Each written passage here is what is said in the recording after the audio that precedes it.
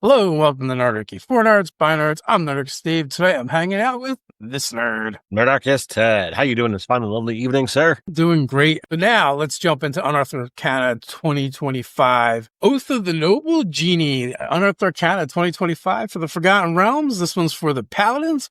Brandish the elemental splendor of genies. Paladins sworn to the Oath of the Noble Genies revere the forces of the elemental planes.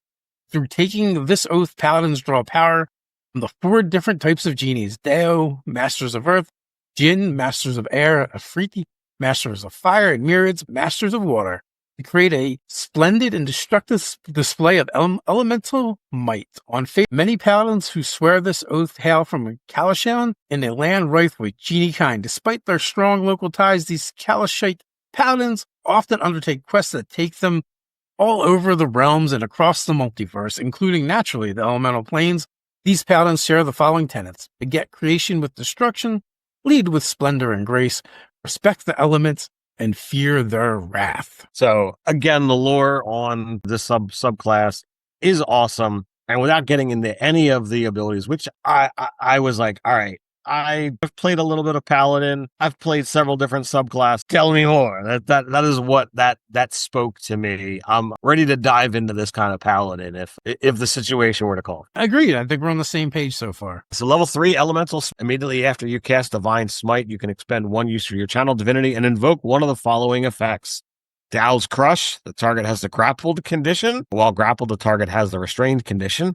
Escape, you teleport to an unoccupied space you can see within 30 feet of yourself and take on a mist-like form, which lasts until the end of your next turn. While in this form, you have immunity to the grappled, prone, and restrained conditions. Use Fury, the target takes an extra 2d4 fire damage. The target and each creature of your choice in a 10-foot emanation originating from you makes a strength save against your spell save DC. On a failed save, the creature is pushed 15 feet straight away from you and has the prone condition. So, right, a lot of times the downside to an ability that just makes other abilities that you already have better is that you don't have enough uses. But when it comes to your paladins and their smites, they usually have a ton of smites, so that's not a problem. And also, when I look at the Paladin, I'm thinking Paladin would be so much better if only their smite was better. Well, it does say when you cast your Divine Smite, you can use your channel divinity, which those are limited. But yes, I get a couple of them. But so that being said, these things off. You're going to be smiting a lot as a Paladin, and now you have more options when you do smite to make it even better than it already is. Yes. People couldn't tell I was being facetious. Oh. You don't need spell slots anyway. You're just going to smite. Level 3, you get your genie spells, which at 3rd level, Chromatic Orb, Elementalism, and under level 5, Mirror Image and Phantasmal Force. 9 is Fly and Gaseous Form. 13, Conjure Minor Elementals, Summon Elemental, and 17, Vanishing Smite, Contact Other Plane. So they're getting a good mix of spells to add to their spell lists. If they decide to not use those slots for smiting, now they have some other cool things they can do. And it's a good mix of stuff that allows you to do some non-paladin-y thing, which I really like. I mean, sure, your smite spells are standard for you, but Fly, Gaseous Form, Summoning Elementals, or Contacting Other Plane, those aren't things Paladins normally do. Right. Or Mirror Image, but Mirror Image is cool because it fits with the kind of like the Desert Mirage kind of thing to me. Absolutely. So I was all for the spell list, and the next ability was like, whoa, this is not Paladin. What the hell? So 3rd level Genie Splendor. When you aren't wearing medium or heavy armor, you gain a bonus to your AC equal to your charisma modifier, minimum of +1. You also gain proficiency in one of the following skills of your choice: acrobatics, intimidation, performance, or persuasion. Well, this region is like deserts, so it just makes sense, right? Like you wouldn't be wearing heavy armor in the desert. You're going to die from heat stroke. So this is the ultimate Paladin for building the DEX-based Paladin. Absolutely. You get a nice dex and charisma going. You don't need strength. You don't need to slap on that heavy armor. And boom, you can be rocking a 22 AC while wielding a finesse weapon and what have you. It's absolutely awesome. You can get up to a 24, I think, without magic. Well, you get five from your dex, 5 from your charisma, 2 from a shield, 2 from armor. You can wear light armor. That's true. You wear a suit of leather armor. Studded leather, give you a +2. That's a 24, and that's without any magic. So not bad at all. Very nice. Level 7, you're going to get Aura of Elemental Shielding. Choose one of the following damage type: acid, cold, fire, lightning, or thunder. You and your allies have resistance to the damage while in your Aura of Protection. At the start of each of your turns, you can change the damage type affected by this feature to one of the others listed. No action required. So like, oh, it's fire right now. Oh, we're gonna go fight a white dragon. Okay, it's cold now. Yeah, so it's a nice 7th level ability for the auras. Yeah, that's a really, really good one. So far, I feel that this paladin is stacking up quite nicely. We're not done though. Level 15, Elemental Rebuke.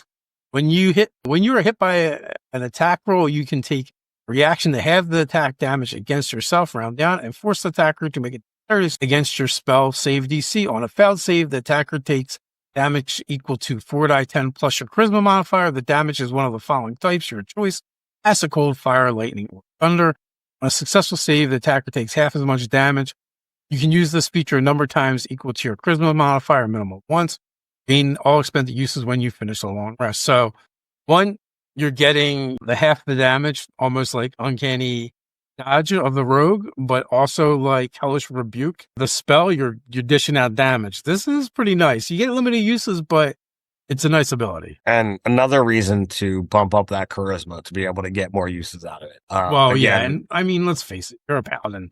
Like, I don't know anyone that generally doesn't max out their charisma when they play a paladin, if for nothing else, just for the saving throw. Sure. And it's a great ability, but we're not done. Level 20, Noble Scion. As a bonus action, you gain the benefits below for 10 minutes. Once you use this feature, you can't use it again until you finish a long rest. You can also use a 5th level spell slot to restore it. You have a fly speed of 60 feet, minor wish. When you or an ally in your Aura of Protection fails a D20 test, you can take a reaction to make the D20 test succeed instead. Well, to basically have anybody within 30 feet of you, it's an ally who fails any kind of D20 test, for you to take a reaction to just say, nope, you passed every round. Failed a saving throw, failed an attack roll, every round. Like, there isn't a round that goes by. Like, I don't know how often a paladin is using their reaction. Sure, for your elemental rebuke, you've got this thing to do. But I read Minor Wish, and I'm like, at 20th level, how many different types of D20 tests are going to be made in combat, out of combat, that you could just be like, got it. I read this ability, and I was like, holy shit, that's true. And amazing. at this point, it'll be 30 feet too. So yeah, 30 feet. You could just be like, yep, you got it. For 10 minutes, every single round, you tell somebody, you are so awesome. You don't re-roll. You don't add a little bonus. No, you just are that much better because I'm around. You succeed. And it's not just an ally. It works for you too. Yeah. You're like, somebody, one of you mother effers better fail a roll because I need to make someone succeed. I read this and I'm like, yep, this is amazing. And as a capstone, sure, it's not going to get a super amount of use, but that's sealed it. Playing a paladin in an upcoming game, this is the paladin I'm playing. Yeah, I like it. I mean, between the flavors, the features, this is a good mix. And I just like the flavor. I like the idea that you're a paladin that kind of serves genie and have the elemental thing going on. Or and I would buy so hard into the theme. I'd just be like, all right, I have to figure out which one, but I'm playing a gen and I'm rolling with this. Oh, you're going full. Absolutely. That would be the way to go. A little bit. It made me think of the Paladin from, what was it? Threat from the Sea, from that series from Forgotten Realms. That was a long time ago. I could not tell you a lot of specifics. Well, one of the major characters was a Paladin, but because most of it took place at sea, like, so they weren't wearing armor, and he was more of a DEX-based character, like the way he was described. Sure. A little bit, like, it kind of made me like think of that character. Thanks for hanging out with us, and until next time, stay nerdy. Stay nerdy.